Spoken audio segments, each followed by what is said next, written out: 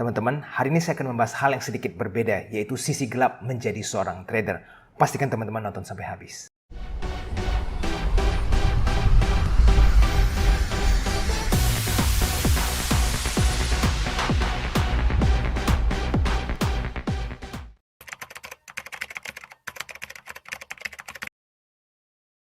Oke, hari ini kita akan langsung saja mengupas hal-hal yang jarang dibicarakan oleh media. Yuk, langsung saja kita mulai. Pertama-tama saya ingin mengucapkan welcome bagi para penonton yang mungkin baru ketemu channel ini. Jangan lupa untuk follow Instagram kami ya, di AJ Investor Official untuk mendapatkan informasi terbaru seputar saham. Dan pastikan teman-teman selalu ikutan Clubhouse bersama AJ Invest setiap hari Minggu jam 8 malam. Saya akan cantumkan linknya di bawah. Untuk para teman-teman yang sudah mulai berinvestasi ataupun trading di pasar modal, apakah teman-teman sudah benar-benar memahami cara market bekerja? Atau cuma taunya beli atau jual saham jika sebuah kondisi telah terpenuhi. Misalkan seperti ini, di technical analysis. Jika sebuah candle sudah menyentuh support, artinya teman-teman beli. Dan jika candle mendekati resistance, berarti teman-teman jual. Atau di dunia fundamental, jika teman-teman melihat valuasi sudah murah ya, PER di bawah 10, PBV di bawah 1, itu kan sudah cukup murah dan omsetnya naik terus, artinya teman-teman beli. Nah, jika teman-teman mengambil keputusan sampai sejauh ini hanya berdasarkan kondisi-kondisi tertentu, maka perjalanan teman-teman di market masih sangat panjang. Coba kita gunakan contoh kasus ini ya. Kita lihat ini adalah technical NICL. Ini hanya sebuah contoh di mana teman-teman bisa melihat ini adalah moving average 10, 20, 50, dan 200. Nah, jika setiap harga candle ini menyentuh mendekati support, artinya kita kan make sense-nya beli karena buy on support ya. Tetapi kenapa teman-teman bisa lihat bahwa ada candle yang mid-air seperti ini ya? Jadi mereka itu tidak mantul atau rebound pada saat di support, melainkan di tengah-tengah. Dan kita lihat contoh berikutnya. Ini mungkin masih sederhana ya, Inco. Dan kalau kita lihat keseluruhan memang ada candle yang rebound di moving average, tapi juga ada yang rebound tanpa ada garis tertentu. Nah, apa yang membuat hal seperti ini terjadi?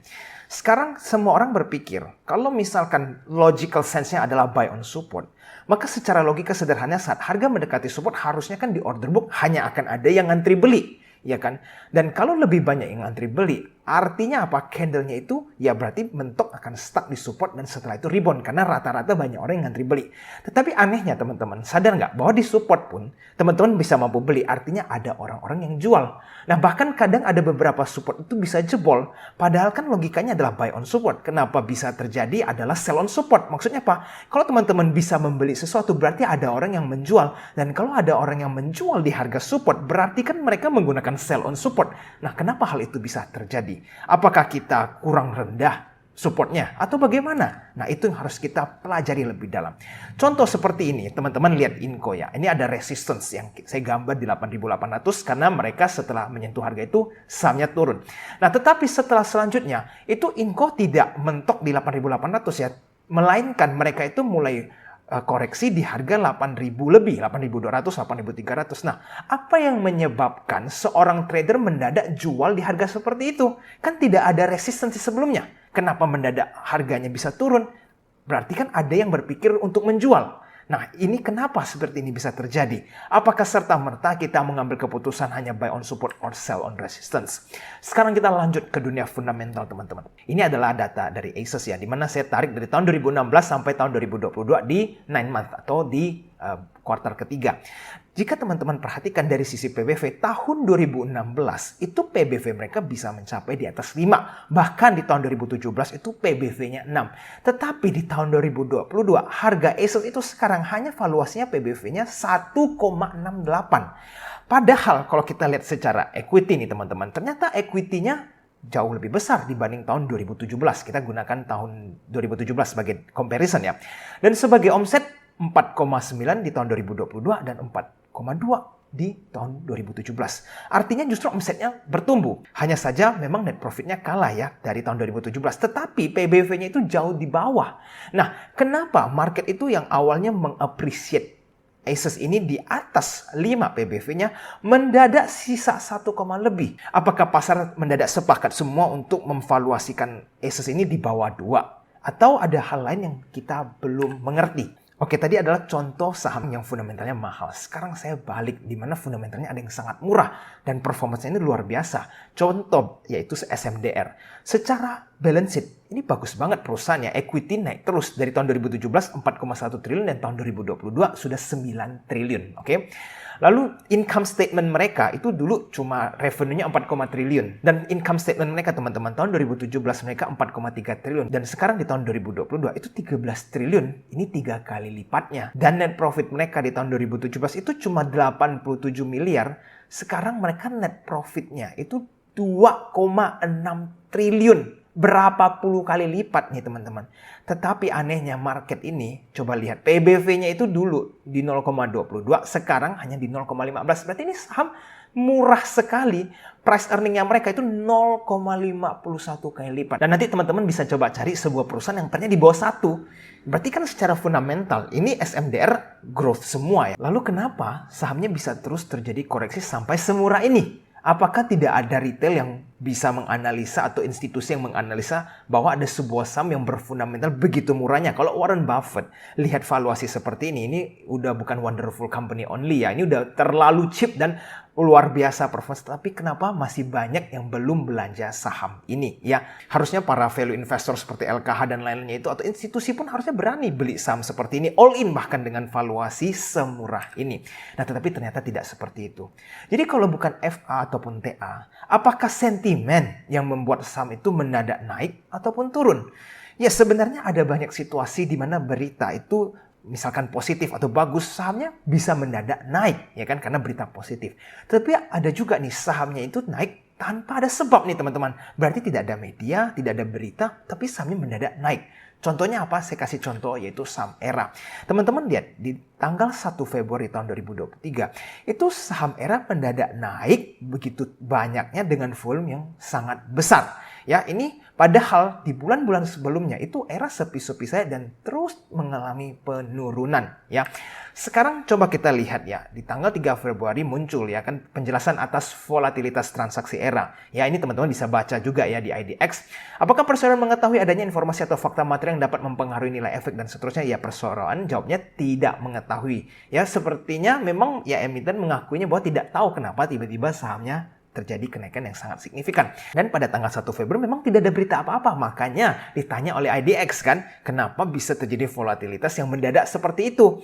Jadi teman-teman di market, kita harus tahu ada sekelompok orang ataupun institusi yang menggerakkan harga sesuai dengan rencana mereka. Karena kelihatannya sangat random kan, dari TA bisa mendadak reversal tanpa adanya resistance atau support. Dan setelah itu terjadi, barulah retail-retail membuat itu sebagai patokan resisten atau support. Dan secara fundamental, kenapa ada perusahaan yang valuasi PBV-nya puluhan, tapi masih ada yang mau beli? Begitu juga, kenapa perusahaan yang PBV-nya itu sudah sisa 0, sekian, PER-nya juga 0, sekian, net profit-nya tebel, masih belum di all-in sama para investor ataupun retail. Nah, ini adalah hal-hal yang perlu kita kaji lebih mendalam lagi. Berarti, kita harus mengakui bahwa ada sesuatu yang menggerakkan harga saham. Dan itulah yang saya sebut sebagai bandar. Karena mereka mempunyai capital yang besar dan mampu menggerakkan saham sesuai dengan capital mereka. Jadi kita ini harus hati-hati ya teman-teman. Market ini penuh dengan jebakan yang sangat tricky. Kita sebagai retail tidak boleh gampang percaya informasi yang kita baca di dalam media. Sebenarnya banyak sekali contoh yang bisa saya share ya, tetapi kalau saya share semua itu mungkin videonya kepanjangan. Contoh juga seperti sentimen positif, ada harga yang naik sahamnya. Tapi juga sentimen yang sama nih positif, malah sahamnya bisa ARB beruntun. Aneh kan? Sepertinya tidak ada pola yang bisa kita lihat. Jadi itu kenapa banyak retail yang lama-lama itu frustasi di dalam pasar modal. Kok sepertinya saya belajar A, B, C, hasilnya ya begitu-begitu saja atau malah makin rugi di dalam saham. Jadi teman-teman dengan keadaan seperti ini, apakah saatnya kita menyerah di dalam saham? Karena kelihatannya sulit banget ya mencari keuntungan di dalam saham ataupun menganalisa saham. Bagi teman-teman yang belum pahami bandarmologi, sebaiknya mulailah belajar bandarmologi yang dasar dulu. Pada umumnya itu apa sih sebenarnya bandarmologi? Karena logika dasarnya itu sebenarnya sangat mudah dipahami ya, karena make sense. Contoh, saham itu kalau diakum, berarti kan bandar atau big player lagi nampung nih. Mau sahamnya itu di support, mau itu di resistance, atau fundamentalnya mahal, ataupun murah. Kalau ada yang namanya akumulasi, berarti ada sebuah money yang sedang membeli saham itu. Dan jika itu terjadi, maka kepentingan institusi itu atau bandar itu untuk menaikkan saham itu semakin tinggi. Karena mereka setelah melakukan pembelanjaan, berarti kan mereka mengambil dari retail kan. Lalu mereka butuh untuk menaikin harga sahamnya supaya mereka bisa jual dengan harga yang lebih baik. Karena kalau mereka beli di harga atas, lalu mereka turunin harganya, ya mereka artinya bagi-bagi duit untuk retail. Kan nggak mungkin big player ini bagi-bagi uang untuk kita semua. Jadi, bandarmologi sederhananya ya teman-teman boleh start from understanding akumulasi. Karena di saat adanya akumulasi berarti kepentingan bandar untuk menaikkan harga sahamnya semakin tinggi. Nah tapi teman-teman selain bandarmologi ada nggak sih kok cara untuk mendapatkan cuan? Ya kan mungkin teman-teman yang sudah mengerti bandarmologi. Yes, tentunya ada. Untuk pemula ataupun yang intermediate ya, itu bisa mulai dengan dividend investing. Mungkin ini kedengarannya sudah sangat umum ya dividend investing, tapi tidak banyak yang benar-benar mempraktekkannya karena mungkin tidak menarik dari segi return ataupun mereka merasa tidak bisa beggar dan seterusnya. Tapi itu buang dulu pikiran itu jauh-jauh. Kenapa? Karena benefit dividend investing itu sangat besar. Pertama, resikonya itu terukur dengan perusahaan dividend investing yang growth terus ya dari segi omset dan juga profit. Mereka itu akan memberikan sebuah keamanan dari sisi potential loss-nya. Karena sebuah perusahaan yang bisa membagikan dividen artinya mereka making money. Dan kalau mereka making money rata-rata biasa performance-nya itu bagus. Oke, jadi dari segi potential loss itu terjaga dan teman-teman bisa mendapatkan konsisten profit dalam bentuk dividen setiap tahunnya. Ini menjadi hal yang positif kan? Dan teman-teman, kenapa dividend investing itu sangat penting? Karena seperti ini. Jika teman-teman mendapatkan cuan dari dividen, itu sebenarnya teman-teman mengambil uang dari sektor real masuk ke dalam market. Karena kan perusahaan itu adalah perusahaan real yang mereka beroperasi di dunia nyata dan mereka membuat keuntungan dan keuntungan itu dibagikanlah ke investor. Jadi dari sektor real masuk uangnya ke dalam pasar modal. Tetapi kalau teman-teman hanya fokus dengan trading itu adalah zero sum game karena uang yang teman-teman dapatkan cuan itu dapat dari orang-orang yang loss. Itu kenapa dividend investing itu sangat baik ya karena teman-teman mengambil uang dari outside the market masuk ke dalam market. Dan jika teman-teman melakukan itu secara konsisten maka profit teman-teman juga bisa konsisten setiap tahun. Nah, sekarang teman-teman harus mengerti compounding itu sangat luar biasa ya. Deposito itu di 3,5% average-nya atau rata-rata ya. Kalau teman-teman bisa mencari perusahaan yang dividennya membagikan 5% ke atas, berarti teman-teman sudah bisa mengalahkan performance deposito itu sebesar 50%. Hebat ya, teman-teman bisa mengalahkan return dari deposito itu sebesar 50% lebih banyak. Nah, banyak loh saham-saham di IHSG yang memberikan dividen di atas 5%. Selama teman-teman bisa menemukan dividen yang di atas 5% dan juga performance-nya itu terus bertumbuh, maka return teman-teman itu bisa jauh di atas bunga deposito. Dan ingat, yang penting konsisten setiap tahunnya teman-teman bisa mendapatkan return daripada teman-teman beli saham yang resiko bisa cuan banyak tapi bisa loss semua. Dan itu tidak konsisten. Oke, sekarang kita akan membahas tentang sisi gelap menjadi trader. Ini sebuah fun fact tentang Jesse Livermore ya teman-teman. Mungkin yang seorang trader ataupun scalper pasti tahu siapa Jesse Livermore ini. Dia itu seorang pioneer of day trading. Dan untuk mendapatkan sebuah gambaran seberapa suksesnya dia. Was Jesse Livermore the richest trader in history? Jadi sebenarnya at one point of time, Jesse Livermore was one of the wealthiest trader in history. Nah, kisah suksesnya dia yaitu Jesse Livermore was a stock trader that amassed a huge fortune worth 100 million. Itu kalau di kurs sekarang ya dengan inflasi itu 1,5 billion in today's money. Di mana teman-teman harus tahu 1,5 billion dollar itu sebesar 22 triliun. Ini uang 22 triliun seorang trader. Sukses sekali ya. Tetapi teman-teman tidak semua retail tahu kisah Jesse Livermore itu seperti apa pada saat masa akhir hidupnya. Jadi teman-teman ternyata Jesse Livermore itu tahun 1929 memang mendapatkan uang yang begitu banyak tetapi tidak bertahan. Hanya dalam 5 tahun Livermore itu have depleted all the 100 million fortune dan akhirnya teman-teman dia itu meninggal ya dengan cara suicide di 1940. Tragedi sekali ya. Seseorang trader yang begitu handal mendapatkan uang sampai 22 triliun at one point dan harus kehilangan semuanya bukan cuma hartanya tetapi juga nyawanya. Jadi teman-teman bisa melihat ya dia itu seorang trader yang sangat sukses dan berhasil mendapatkan uang sampai triliun. Tapi akhirnya kehilangan semuanya dan bahkan secara mental dia setelah makin lama semakin depleted. Artinya semakin rusak. Nah jadi teman-teman tidak segampang itu ya menjadi seorang trader. Walaupun kisah suksesnya di pertengahannya pernah menjadi seorang triliuner, tetapi tidak bertahan lama karena tidak konsisten. Trading itu sangat susah untuk konsisten karena market itu bergerak terlalu volatile. Dan ini adalah hard truth about being a trader, teman-teman. Ini data teman-teman nanti bisa cari ya di Trade Society. Jadi teman-teman, ini adalah beberapa fakta yang teman-teman harus tahu dulu ya. 40% trade only for 1 month. Lalu 80% trader quit within the first 2 years, ya kan? Lalu hanya 7% trader yang tertinggal dalam waktu kurun 5 tahun. Jadi teman-teman yang angkatan COVID, misalkan 100% yang angkatan COVID, itu 5 tahun kemudian hanya akan ada 7% orang yang tersisa. Dan teman-teman harus tahu kenapa 80% ini quit. Berarti mereka losing money. Kalau seorang trader yang making money, nggak mungkin mereka quit. Tapi kenyataannya adalah 80% quit the first 2 years. Berarti banyak sekali trader yang sudah rugi, bahkan mungkin habis ya, makanya mereka quit dalam hanya 2 tahun. Among all day traders, nearly 40% day trade for only 1 month. Within 3 years, only 13% continue to day trade. Artinya apa? Semakin hari semakin tipis orang-orang yang day trade. Kenapa? Karena uangnya semakin menyusut, bukan semakin untung. Kalau teman-teman bayangin uangnya semakin banyak dalam day trade, harusnya semakin hari semakin ramai kan, volume semakin besar. Tetapi kenyataannya tidak seperti itu. Dan ini teman-teman perlu tahu ya sebelum teman-teman bermimpi untuk menjadi scalper handal ataupun day trading handal.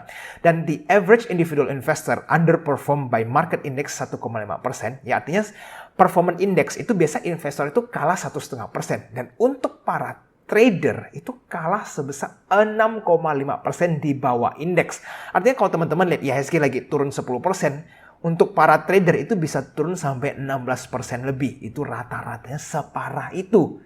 Dan teman-teman harus tahu, tidak semua orang trader itu yang tidak bisa mikir. Banyak sekali trader yang handal, bisa analisa, tetapi tetap losing money. Dan this is the hard facts. Sebenarnya masih ada banyak data yang belum saya tunjukkan, di mana kenyataan yang jauh lebih pahit dan lebih menyeramkan. Mungkin kalau teman-teman lihat bisa parno duluan. Tapi ingat, tujuan saya bukan untuk menakut-nakuti teman-teman semua dalam trading di dalam saham. Tapi saya perlu mengingatkan bahwa teman-teman itu harus bisa persiapan dulu sebelum trading. Karena banyak sekali trader itu berpikir gampang dimulai, buka akun sekuritas, nggak ada persiapan, langsung mulai trading. Nah akhirnya apa? Modal mereka habis, pengalaman pahit, akhirnya semuanya hilang. Ya kan, capital mereka hilang. Ataupun baru pernah cuan sedikit, mungkin karena beruntung, lalu mereka trading sembarangan, yang awalnya cuan malah pelan-pelan habis. Jadi sebenarnya teman-teman, learn by doing the market itu terlalu mahal kalau teman-teman tidak mengedukasi terlebih dahulu ya. Jadi contoh nih, teman-teman punya uang banyak ratusan juta, lalu ngerasa saya mau belajar dari market sendirian, teman-teman belanja jualan sendirian, tanpa benar-benar persiapan yang matang. Itu sangat mahal karena kerugian trader itu ternyata ya sangat masif dan 80% of traders is losing money. Dan dalam 5 tahun kemudian 90% trader sudah keluar dari market. Nah, jadi justru saya perlu tekankan bahwa belajarlah dulu yang matang sebelum teman-teman jadi trader.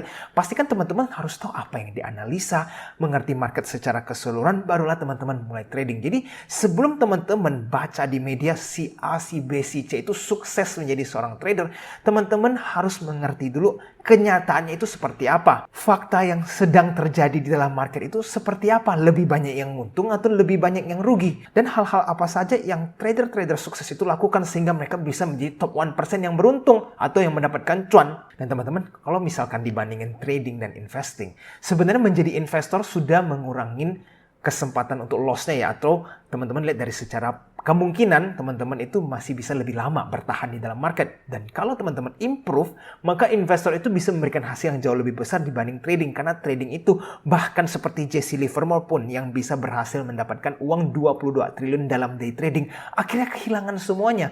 Berarti retail-retail yang sederhana atau average itu suatu saat juga bisa mengalami hal yang sama. Artinya mendapatkan cuan yang besar, tapi setelah itu hilang semuanya juga. Karena market itu begitu kejam terhadap retail.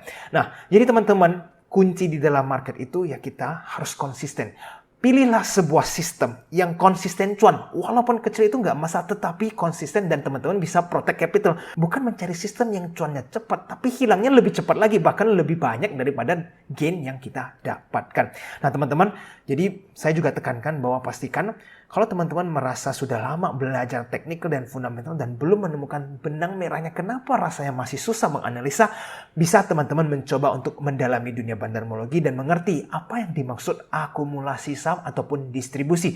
Siapa tahu teman-teman lebih cocok dengan pemahaman itu dan teman-teman bisa improve performance teman-teman di dalam market. Oke, jika teman-teman mendengar video ini dan ada yang merasa kepingin sharing pengalaman pahit saat tradingnya dan bisa bangkit kembali, teman-teman boleh share di kolom komentar di bawah ya. Nanti komen yang paling banyak like-nya akan saya berikan hadiah uang 100.000. Pastikan teman-teman juga share video ini supaya banyak teman-teman lainnya yang sebelum tertipu oleh media ataupun banyak janji-janji yang memberikan mereka cepat kaya, mereka setelah menonton video ini mereka harus mengerti bahwa faktanya adalah menjadi seorang trader itu tidak segampang itu dan lebih banyak orang, jauh lebih banyak orang itu lose money saat mereka trading di saham. Jadi teman-teman, kita harus benar-benar tahu dulu step by step apa yang harus kita lakukan. That's why saya selalu setiap minggu adakan Clubhouse untuk mengedukasi para trader ataupun investor di Indonesia supaya tidak sembarangan mengambil langkah. Dan jika teman-teman bimbang mau mulai dari mana, mulailah menjadi investor. Jangan menjadi trader terlebih dahulu karena resiko di trading jauh lebih besar. Oke teman-teman, video hari ini sampai di sini dulu. Jika teman-teman merasa video ini bermanfaat, jangan lupa untuk tekan tombol like-nya dan share video ini. Sampai jumpa di video selanjutnya. I'll see you again next time. Bye-bye.